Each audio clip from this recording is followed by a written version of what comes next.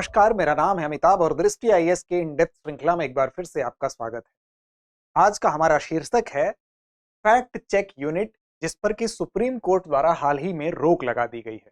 दरअसल fact check unit एक जांच इकाई है और इस जांच इकाई को अप्रैल 2023 में केंद्र सरकार द्वारा वैधानिकता प्रदान करने के लिए अधिसूचित किया गया।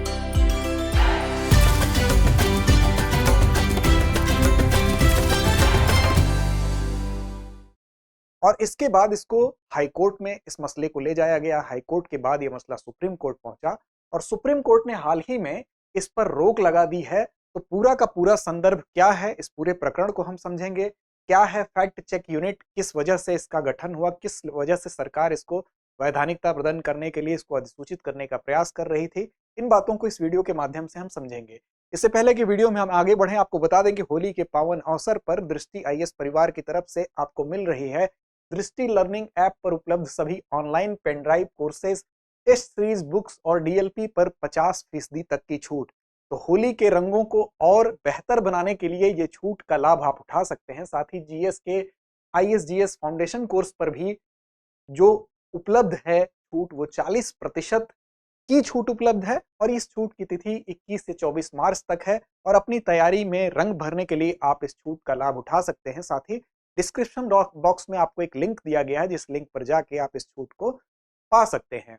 आपको बता दें कि 8750187501 वो नंबर है जिस पर आप इससे संबंधित जानकारी को भी पा सकते हैं और लाभ उठा सकते हैं। बात अगर आज के चर्चा के बिंदुओं की करें तो खबर के बाद चर्चा में क्यों है, क्या था संशोधित नियम, जिस नियम में संशोधन करने के बाद इस जांच इकाई को वैधानिकता प्रदान की गई। साथ ही हाईकोर्ट के समक्ष क्या मसला गया, हाईकोर्ट के सामने जब ये प्रश्न गया तो हाईकोर्ट ने इस पर क्या निर्णय दिया, वो बातें देखेंगे। फिर हाईकोर्ट का फैसला इस पर क्या होता है और क्यों फिर सुप्रीम कोर्ट में जाता है, और सुप्रीम कोर्ट के हालिया फैसले में क्या हाईकोर्ट से इतर कोई बात की गई या वही बातें दोहराई गई। साथ ही सुप्रीम कोर्ट अगर इस पर स्टे लगाती है तो वो स्टे क्यों लगाती है, अगर ये कोई वैधानिक नियम है तो क्या सुप्रीम कोर्ट को स्टे लगाने का अधिकार है। इन बातों को हम समझेंगे और अंत में अभ्यास प्रश्न की तरफ चलेंगे, जिसकी जिम्मेदारी हमेशा की तरह आपकी होगी कि इसका जवाब कमेंट बॉक्स में आप कमेंट करके देंगे। बता दें कि सामान्य अध्ययन प्रश्न पत्र 2 के लिहाज से यह खंड महत्वपूर्ण है और चैनल को सब्सक्राइब कर लें ताकि हमसे प्रत्यक्ष रूप से जुड़ सकें। बात खबर की करेंगे। खबर है इंडियन एक्सप्रेस की, why Supreme Court has state government fact check unit for now. तो चेक यूनिट को लेके क्यों स्टे दे दिया है सुप्रीम कोर्ट ने, इस बात को समझेंगे। चर्चा में क्यों है, चर्चा में इसलिए है क्योंकि 20 मार्च वो तिथि है जब सूचना और प्रसारण मंत्रालय के जो पीआईबी है, डिपार्टमेंट है, अर्थात तथ्य और सूचना इकाई, प्रेस इंफॉर्मेशन ब्यूरो, उसके तहत जो है एक तथ्य जांच इकाई के रूप में, मतलब फैक्ट चेक यूनिट जो है वो तथ्यों की जांच करने की एक यूनिट के रूप में, इसको केंद्र सरकार के तथ्य यूनिट जांच इकाई के रूप में बनाने के लिए, अर्थात ये पीआईबी के अंतर्गत जो है इसको केंद्र सरकार वैधानिक एक दर्जा प्रदान करने के लिए इसने क्या किया कि इस रूप में स्थापित करने के लिए इसको प्रयास किया। इसके लिए उसने अप्रैल 2030 में कदम उठाया, उसने आईटी एक्ट 2021 में संशोधन किया और उस संशोधन के बाद इसको अधिसूचित किया। क्या इसके पीछे लक्ष्य है, तो इस कदम के पीछे लक्ष्य ये था कि जो ऑनलाइन कंटेंट है उन कंटेंट में अगर कोई भी बात केंद्र सरकार या उसकी एजेंसियों से संबंधित होगी और उसमें अगर आप ऐसे फैक्ट प्रेजेंट करते हैं, ऐसे तथ्य प्रस्तुत करते हैं जिसमें ऐसा लगता है कि आप फर्जी बातें कर रहे हैं या सरकार की छवि खराब कर रहे हैं, तो उन तथ्यों की जांच के लिए इस यूनिट को, इस जांच इकाई को गठित किया गया। इस गठन के लिए आईटी अधिनियम 2021 में संशोधन भी किया गया, जिसके तहत मंत्रालय को इस यूनिट को निर्मित करने की अनुमति प्राप्त हुई और इस यूनिट को बनाया गया। 21 मार्च को सुप्रीम कोर्ट ने हाल ही में इस पर रोक लगा दी है और जो ये संशोधन किया गया आईटी अधिनियम 2021 में, इस संशोधन को इसने फिलहाल उस पर स्टे लगा दिया है। मामला अभी बॉम्बे हाई कोर्ट में अभी है, उस पर निर्णय नहीं आया है। यह कहा है सुप्रीम कोर्ट ने कि जब तक वो निर्णय नहीं आता है तब तक ये स्टे बना रहेगा। अब इस निहितार्थ को समझते हैं, इसमें और भी कुछ खास बातें हैं। तो क्या था संशोधित नियम, सबसे पहले ये समझते हैं। जिस नियम में संशोधन करके ही इस यूनिट की तरफ, इस यूनिट को गठन करने की तरफ, अधिसूचित करने की तरफ कदम बढ़ाया गया, जिसमें 2021 का जो एक्ट है, आईटी एक्ट है, उसमें संशोधन किया गया। तो अप्रैल 2023 में जब ये इसको अधिसूचित किया गया तो 2021 का जो आईटी एक्ट है, जिसको information technology intermediary guideline and digital media ethics code rule 2021 के नाम से जानते हैं। इसके माध्यम से ये हुआ कि जो भी तथ्य होंगे ऑनलाइन, इसमें देखिए दो बातें की गई थी। इसमें ऑनलाइन गेमिंग के लिए भी कुछ कानूनी ढांचे प्रस्तुत किए गए थे, और दूसरी बात जो की गई थी आईटी एक्ट 2021 के अंतर्गत, वो थी सोशल मीडिया प्लेटफॉर्म पर केंद्र सरकार के संबंध में। तो ये जो सोशल मीडिया प्लेटफॉर्म में केंद्र सरकार के संबंध में जो दूसरी बात है जिसका उल्लेख अभी हो रहा है, वो इस संदर्भ से संबंधित है। इसमें क्या बात हुई थी? तो इसमें वही बात है कि कोई भी आप ऐसी बात, झूठा र्यूमर या कोई भ्रामक जानकारी आप दे रहे हैं जिसके पीछे कोई फैक्ट नहीं है, तो इस प्रकार की जानकारी अगर आप सोशल मीडिया पर प्रकाशित कर रहे हैं, साझा कर रहे हैं, तो ये इस एक्ट के माध्यम से अब जरूरी हो गया कि ये यूनिट उसकी जांच करेगी, और अगर उस जांच में ये फेल होता है, अगर वो चीजें गलत पाई जाती हैं, तो वो कंटेंट हटाया जा सकता है या कुछ अन्य प्रावधान भी इसके लिए किए जा सकते हैं। अब देखिए, ये यूनिट बनाना तो चलिए ठीक है, प्रथम दृष्टया ठीक लग रहा है, लेकिन इस पर कुछ चिंताएं व्यक्त की गई। वो चिंताएं क्या थी? तो सरकार जो है वो सत्य को जांचने की एकमात्र इकाई बन जाती, क्योंकि सरकार के अधीन ही ये वैधानिक यूनिट बनाई जाती है। ऐसे में सरकार अपने, ये लोगों को चिंता हुई कि हो सकता है कि सरकार अपने हित में जो भी तथ्य ना हो उनको इस जांच इकाई के माध्यम से रेगुलेट कर सकती है, नियंत्रित कर सकती है। तो ये चिंता भी व्यक्त की गई। साथ ही नियमों को बॉम्बे उच्च न्यायालय के समक्ष चुनौती दी गई। ये कहा गया कि ये ठीक नहीं है, ऐसा अगर होता है तो राज्य एक तरह से भ्रामक खबरों के नाम पर उन तमाम खबरों को ही उजागर करेगा जो उसके फेवर में होगी। तो इस आधार पर इसको मुंबई हाईकोर्ट में, बॉम्बे हाईकोर्ट में न्यायालय के समक्ष चुनौती दी गई। अब देखिए क्या हुआ, जब हाईकोर्ट के समक्ष ये मामला जाता है तो वहां पर कुछ प्रश्न उठते हैं। वो क्या प्रश्न है?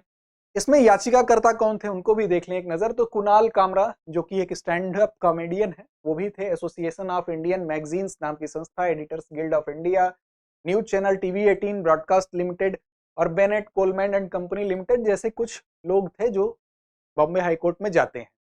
अब वहां पर जब गए तो इनका तर्क ये था, इन्होंने तर्क ये प्रस्तुत किया अपने समर्थन में कि अगर ऐसा होता है तो ये इस नाम पर, जो सरकार है उस जांच यूनिट के नाम पर अगर कदम उठाएगी, तो ये संविधान का जो मूल ढांचा है, जो भाग 3 है जिसमें मूल अधिकारों का वर्णन है, तो मूल अधिकारों के खिलाफ जाएगा। विशेष रूप से अनुच्छेद 14 जो समानता के अधिकार की बात करता है, अनुच्छेद 19(1)(a) जिसमें विचार और अभिव्यक्ति की स्वतंत्रता की बात की गई है, वैसे ही अनुच्छेद 19(1)(g), अनुच्छेद 21, धारा 79 और सूचना प्रौद्योगिकी अधिनियम 2000 के ये विरुद्ध कदम है। इस आधार पर इसको कहा गया कि ये ठीक नहीं है। साथ ही अगर आप देखेंगे कि आईटी एक्ट की धारा 69 क्या कहती है, तो आईटी एक्ट की धारा 69 ये जरूर कानून सरकार को यह अधिकार देती है, उसी अधिकार के तहत सरकार ऐसा कर सकता है कि अगर कोई कंटेंट उसको लगता है कि इसको सार्वजनिक नहीं होना चाहिए तो उसके लिए निर्देशित कर सकता है।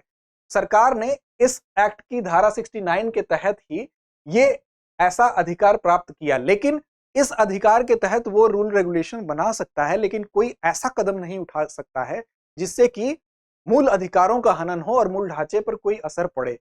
तो इस आधार पर यह कहा गया कि सरकार को जरूर इस प्रकार के आपत्तिजनक कंटेंट उठाने के संदर्भ में निर्देश देने का अधिकार है, लेकिन ऐसा कदम सरकार नहीं उठा सकती है जिससे कि आर्टिकल 19(1)(a) प्रभावित हो रहा है, जी प्रभावित हो रहा है जिसमें पेशे या व्यापार करने की गारंटी दी जाती है, अनुच्छेद 21 प्रभावित हो रहा है जो गैर कानूनी हिरासत के विरोध में अधिकार देता है, वैसे ही धारा 79 है आईटी एक्ट के तहत अन्य जो प्रोविजन है, तो कहीं ना कहीं इसका उल्लंघन इस कदर न होने पाए, ये इनकी आपत्ति थी। अब जब हाईकोर्ट के समक्ष ये मामला गया तो हाईकोर्ट ने क्या फैसला दिया?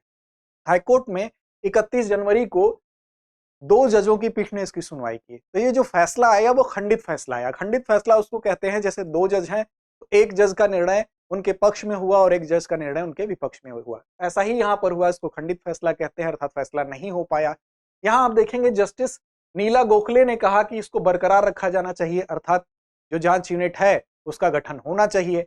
वहीं पर जस्टिस जीएस पटेल का ये कहना था कि ये जो भी संशोधित नियम हैं, अर्थात आईटी एक्ट 2021 में जो संशोधन करके ये इस जांच यूनिट का गठन किया जा रहा है, ये खारिज किया जाना चाहिए। इसके लिए इन्होंने काफी विस्तृत रिपोर्ट सौंपी, 148 पेज की इनकी रिपोर्ट थी और इस रिपोर्ट में काफी विस्तार से उन्होंने कहा और कुछ आधार बताए। इन्होंने ये कहा कि राज्य जो है वो जबरदस्ती किसी भाषण को सही या गलत के रूप में वर्गीकृत नहीं कर सकता है। इससे आर्टिकल 1(a) जो है 19(1)(a) का उल्लंघन होता है, अर्थात विचार और अभिव्यक्ति की स्वतंत्रता बाधित होती है, तो ये इस लिहाज से ठीक नहीं है। अब ऐसी कंडीशन में जब फैसला खंडित होता है तो बॉम्बे हाईकोर्ट में ये रूल है कि खंडित फैसले की कंडीशन में वहां पर एक तीसरे न्यायाधीश के पास मामला जाता है और जो तीसरा न्यायाधीश होगा नए सिरे से उसको सुनेगा और वो जो फैसला देगा जिस फेवर में भी जाएगा, एक न्यायाधीश का यहाँ फैसला है, दूसरे का यहाँ फैसला है, तीसरा अगर इधर गया तो या इधर गया तो 2-1 से इस पर निर्णय होगा और वही निर्णय फिर मान्य होगा। तो फिलहाल जो तीसरे न्यायाधीश है उनके पास जब ये मामला गया तो उनसे फिलहाल अंतरिम इस पर रोक लगाने की बात की गई, तो उन्होंने अंतरिम रोक से इनकार कर दिया, कहा कि इस पर अंतरिम रोक नहीं लगाई जा सकती है, लेकिन अभी अंतिम फैसला आना बाकी है। ऐसे में आप देखेंगे जो तीसरे न्यायाधीश थे अतुल एस चंद्रीकर, उन्होंने इंटरिम रोक तो नहीं लगाया और मामला अब यहां से फिर चला गया सुप्रीम कोर्ट में। अब देखिए अंतरिम रोक लगाने के पीछे भी कुछ कारण होते हैं, इसको हम आगे स्पष्ट करते हैं। तो आप देखें सुप्रीम कोर्ट ने क्या कहा। तो जब सुप्रीम कोर्ट में मामला जाता है तो चीफ जस्टिस ऑफ इंडिया जो डी.वाई. चंद्रचूड़ सर साहब है, उनके अध्यक्षता वाली पीठ ने इसकी सुनवाई की और यहां पर इन्होंने कहा कि जो संशोधित नियम है उस पर अंतरिम रोक लगा दी इन्होंने, अर्थात हाई कोर्ट ने अंतरिम रोक नहीं लगाई थी, यहां पर सुप्रीम कोर्ट के द्वारा माननीय सर्वोच्च न्यायालय के द्वारा अंतरिम रोक लगा दी गई। अब देखिए साथ ही यह भी कहा गया कि जब तक बॉम्बे हाई कोर्ट में अंतिम निष्कर्ष न आ जाए, अंतिम निर्णय न आ जाए, तब तक के लिए ये अंतरिम रोक लगाई जाती है। लेकिन इस अंतरिम रोक के पीछे क्या निहितार्थ होते हैं इसको समझना आवश्यक है। ये स्टे क्यों लग सकता है, क्या इंटरिम जो स्टे लगता है उसके पीछे भी कुछ कारण होते हैं, तो इसको समझना ज्यादा आवश्यक है। यह महत्वपूर्ण पहलू है कि कब लगा सकता है सुप्रीम कोर्ट स्टे, अंतरिम रूप से अगर स्टे लगता है तो क्या कंडीशन होनी चाहिए। तो देखिए संसद द्वारा कोई भी अगर कानून बनाया जाता है तो वो संवैधानिक दायरे में होता है, क्योंकि संसद उसको उस कानून को पारित करती है, वो विधिवत उस पर संवैधानिक रूप से जो ये कानून बन के आते हैं, इसमें अमूमन जो कोर्ट हम कह लें इसमें कोई हस्तक्षेप नहीं करती है, लेकिन इसकी न्यायिक समीक्षा हो सकती है। लेकिन अगर कोई मामला असंवैधानिक हो, कॉन्स्टिट्यूशन के विपरीत हो, तो ऐसी दशा में उस पर अगर लगता है इतने तथ्य मिलते हैं कि ये असंवैधानिक प्रतीत हो रहा है, उसकी फाइंडिंग्स होती हैं ऐसी, तो ऐसी दशा में उस पर स्टे कोर्ट दे सकता है या दे देता है। जब भी कानून को असंवैधानिक पाने की बात होगी, फाइंडिंग्स की बात होगी, तो ये जिम्मेदारी याचिकाकर्ता की होती है कि वो इस पक्ष में तर्क दे कि जिस मुद्दे को लेकर वो जा रहा है उसको, उसमें के असंवैधानिक तथ्यों को वो रख सके। फिर उसके बाद यहां पर अगर आप देखेंगे तो जो विचाराधीन नियम है वो नियम अभी है, ये विचाराधीन नियम है, यह भी कानून नहीं है। दरअसल संसद के द्वारा केंद्र सरकार को जो सौंपी गई शक्तियां हैं उनका प्रयोग करते हुए केंद्र सरकार ने जो मंत्रालय है उसके द्वारा ये नियम बनाए गए हैं, ये अभी संवैधानिक रूप से इसको अभी वो स्थान नहीं मिला है। ऐसी दशा में जो संसद की इच्छा है उसकी प्रत्यक्ष अभिव्यक्ति ये नहीं करते हैं। अगर ये संवैधानिक रूप से होता, कानून होता, तो संसद की जो इच्छा है ये माना जाता है कि जो संवैधानिक है, जो नियम कानून है वो उनका प्रतिनिधित्व करते हैं, अर्थात संसद का प्रतिनिधित्व करते हैं।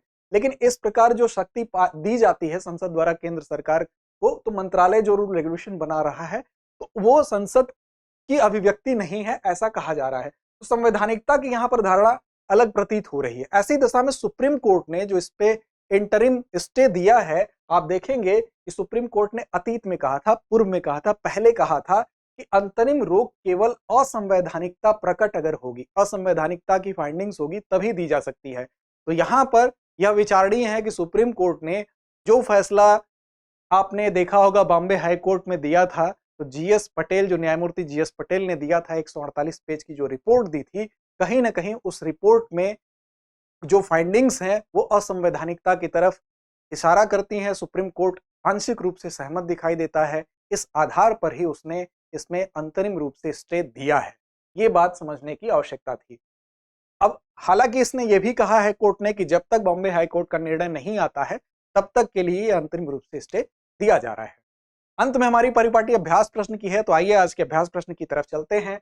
इसकी जिम्मेदारी आपकी है। अभ्यास प्रश्न है कि आईटी नियम 2021 में संशोधन जिसने मंत्रालय को एफसीयू नियुक्त करने की अनुमति दी, कब अधिसूचित किया गया था? अप्रैल 2023, जनवरी 2023, मार्च 2023 या इनमें से कोई नहीं। तो उम्मीद है आप सही और सटीक जवाब देंगे। लड़ते रहें, अपने लक्ष्य की ओर बढ़ते रहें। धन्यवाद। डियर व्यूअर्स, अपने एग्ज़ाम की तैयारी को और बेहतर करने के लिए हमारे चैनल को लाइक, शेयर और सब्सक्राइब करना न भूलें।